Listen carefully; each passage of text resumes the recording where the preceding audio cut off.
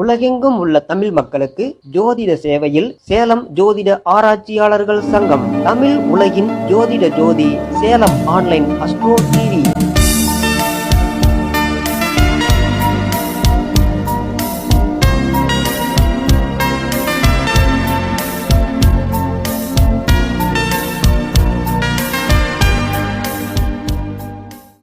அனைவருக்கும் வணக்கம். சேலம் ஜோதிட ஆராய்ச்சி சங்கத்தினுடைய சேலம் ஆன்லைன் அஸ்ட்ரோ டிவியின் சார்பாக இன்றைய 18வது மாதாந்திர கருத்தரங்க நிகழ்ச்சி இனிதே துவங்குகிறது. இந்த நிகழ்ச்சியில் தற்சமயம் ஆத்தூர்லேருந்து வந்திருக்கக்கூடிய நமது ஜோதிட நண்பர் பரமசிவம் ஐயா அவர்கள் ஜோதிடம் ஒரு அற்புதம் அப்படிங்கிற தலைப்பில் சிறப்பான உரையை வழங்க போகிறார். அவருடைய உரையை அன்புடன் வரவேற்கின்றோம்.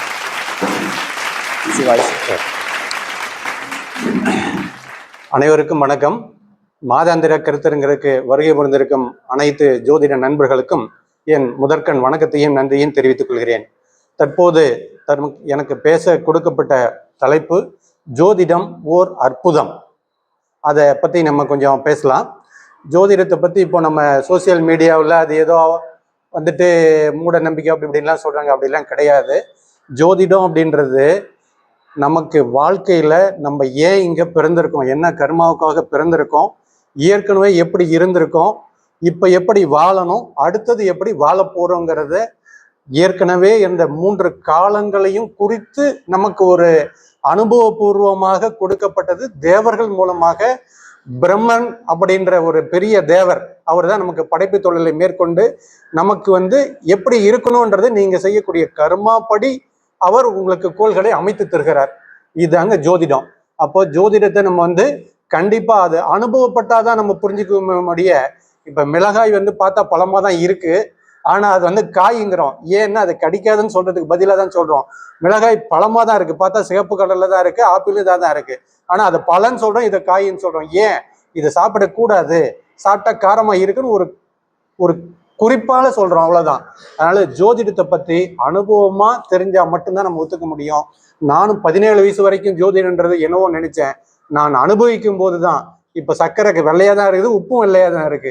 நீங்க சர்க்கரையும் போட்டு பாருங்க, உப்பையும் போட்டு பாருங்க, மாத்தி போட்டுட்டீங்கன்னா அது வேற மாதிரி தான் செய்யும்.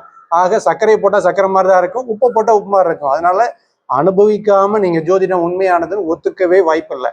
ஒருத்தர் சொல்றாங்க ஜோதிடம் எல்லாம் சும்மாங்கன்னு சொல்றாங்கன்னா அவங்க அனுபவிக்கல, அதை பத்தி தெரியல.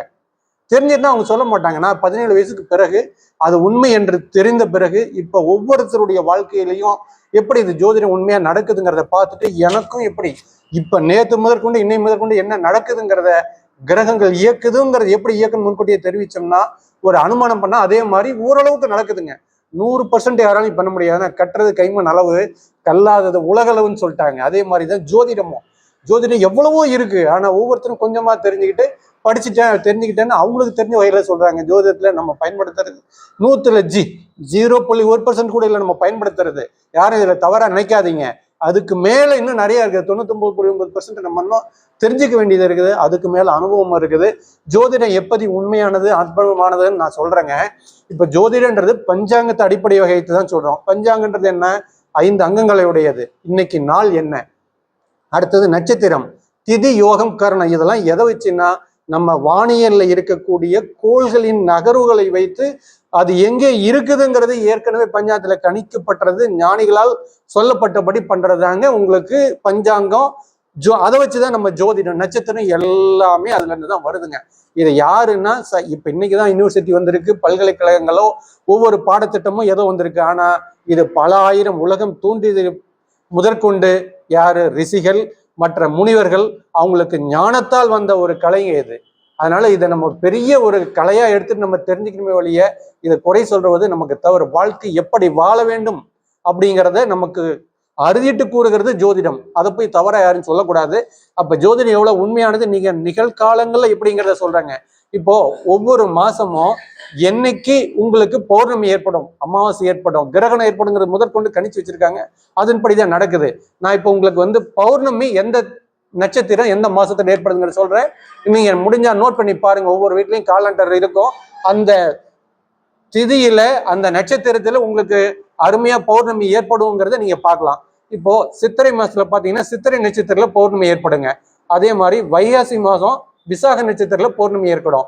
ஆணி மாசத்துல மூல நட்சத்திரத்துல ஏற்படும். ஆடி மாசத்துல உத்திராட நட்சத்திரம், ஆவணி மாசத்துல அவிட்ட நட்சத்திரம், புரட்டாசி மாதம் பூரட்டாதி நட்சத்திரம், ஐப்பசி மாதம் அசோனி நட்சத்திரம், கார்த்திகை மாதம் கிருத்திகை நட்சத்திரம், மார்கழி மாதம் திருவாதிரை நட்சத்திரம், தை மாதம் பூசம் நட்சத்திரம், மாசி மாதம் மகம் நட்சத்திரம், பங்குனி மாதம் உத்திர நட்சத்திரம்.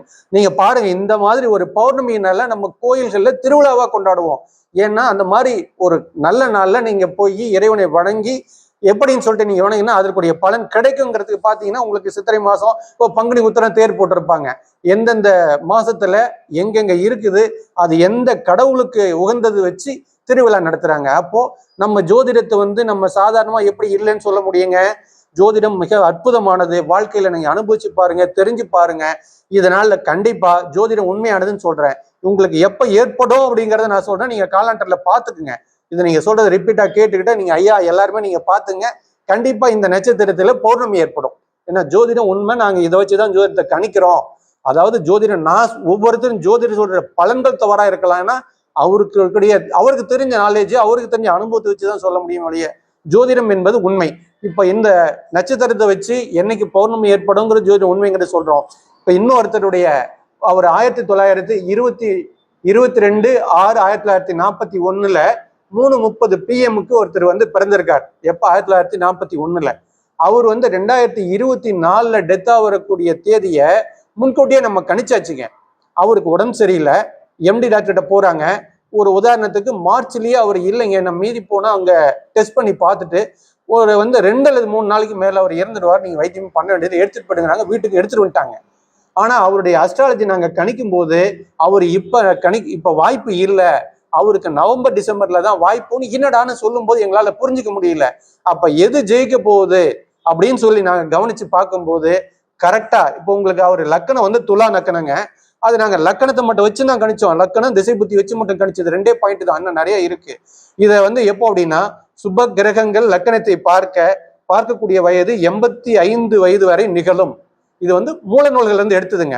அவர் எப்ப இறப்பாரு அப்படின்னு சொல்லி பார்க்கும்போது கார்த்திகை மாதம் தேய்மிரை சஷ்டமி திதி ஞாயிற்றுக்கிழமை விருதியோகத்தில் அதிகாலையில் மரணம் ஏற்படும் அப்படின்றது விதின்றது மூல நூல்கள்ல இருந்ததா நாங்க கணிச்சு வச்சிருந்தோம். அவர் இறந்தது பாத்தீங்க அப்படின்னா நாங்க சொன்னதை விட 2 நாள். அவர் வெள்ளிக்கிழமை நம்ம சொல்லியிருந்தோம், அவர் ஞாயிற்றுக்கிழமை சொல்லியிருந்தோம். அவர் இறந்தது வெள்ளிக்கிழமை விடிகாலம், அதான் சனிக்கிழமை பிறந்தது. ஒரு 2 நாள் தான் வித்தியாசமே வழியா. ஆனா கார்த்திகை மாசம் தான் இறந்திருக்காரு. அத கரெக்டா வருது. அப்போ எத்தனை மாசம் கழிச்சு இன்னைக்கு பிசிக்கலா டெஸ்ட் பண்ணி அதுல அவர் இறந்துருவார்னு ஒரு டாக்டர் சொன்னது நடக்கல. ஆனா நம்ம ஏற்கனவே நான் சொல்ல இதுல கணிக்கல, ஏற்கனவே மூல நூல்கள் இருந்தது வச்சு கணிக்கும் போது கரெக்டா அந்த மாசத்துல ஒரு 2 நாள் தான். ஞாயிற்றுக்கிழமை சொல்லியிருக்கோம், அவர் சனிக்கிழமை அவரை அடக்கம் பண்றோம். ஒரு நாள் தான் வித்தியாசம் இருக்கு. அப்ப எப்படி நம்ம ஜோதிடத்தை உண்மைதான்னு கண்டிப்பா ஏத்துதான் ஆகணும். கண்டிப்பா ஜோதிடம் மூட நம்பிக்கை இல்லை என்று கூறி எனக்கு பேச வாய்ப்பளித்த அனைவருக்கும் நன்றியை கூறி விடைபெறுகிறேன். நன்றி, வணக்கம். இந்த நிகழ்ச்சியில் ஜோதிடம் ஒரு அற்புதங்கிற தலைப்புல அருமையான உரை வழங்கிய ஆத்தூர் பரமசிவய்யா அவர்களுக்கு சங்கத்தினுடைய செயலாளர் சிங்கிபுரம் வெங்கடேசன் ஐயா அவர்கள் பொன்னாடை பொருத்தி கௌரவிப்பார்கள்.